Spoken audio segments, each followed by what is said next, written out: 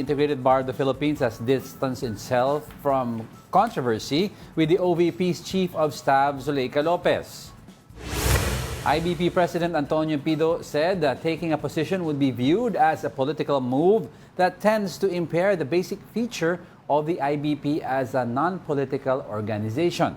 He clarified that Lopez was invited to the House's hearing as the OVP's Chief of Staff and that her profession as a lawyer was unrelated to that. Lopez's detention due to undue interference in the hearing heightened tensions between Duterte and the Marcos-allied House of Representatives. Oo, we have to take note of that, na kaya siya na-invite doon sa House of Representative hearing because she is the Chief of Staff. So it's unrelated to being a lawyer? Hindi siya lawyer. Oh, Hindi niya ginagampanan yung pagiging lawyer niya as OVP Chief of Staff. And here comes the question.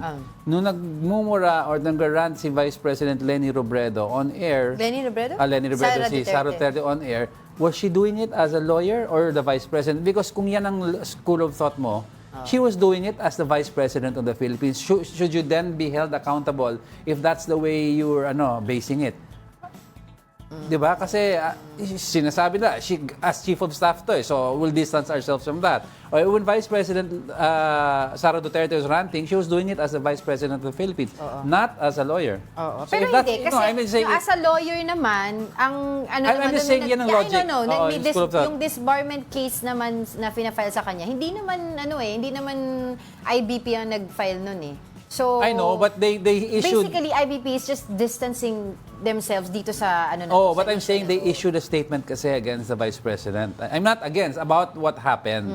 And it seems like iba ang... they did? I didn't know about they were several members of the IBP were interviewed about it and they were talking about it as alarming, but they did distance themselves from it. So, it begs the question... Well, because wala namang ginawa din si Zuleika eh.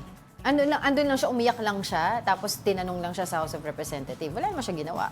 As compared to VP Sara na nagmura, nag-threat, yun lang. Whatever the case may be, ang kine-question dyan, if you're being judged based on the Chief of Staff and not as a lawyer, pwede naman nila sabihin, wala namang problema eh. They're not even doing that eh. Yeah nga.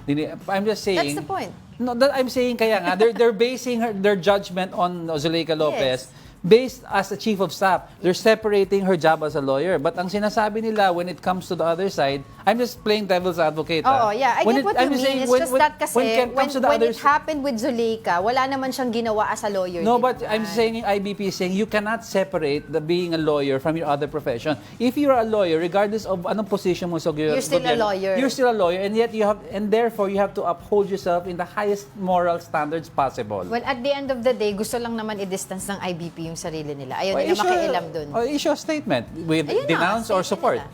Hindi pwede kasi sabi nga nila non-political sila eh. And yet they comment. Ka pa sa IBP. I'm just saying, and yet, I'm just playing IBP, di ba? And yet you comment on other issues. Don't be selective. Ganun. Yan ang sinasabi ko. Di sabihin mo yan sa IBP. Hindi niyo po masasabing pumapanik ako sa isang gilid dahil naririnig niyo iba. No love lost naman. Oo, di ba? I'm just playing, inuurat. I know. The word is inuurat ko lang sa instinct. No. Huwag mo sabihin yung word na yun. Inaasar mo lang ako, pinitikod mo lang ako. But I know, I get what you mean, diba? Na parang yung law natin should apply to all, diba? Regardless of who's in power, regardless who's in position. Maintain the same stance. Yes. Yun lang naman.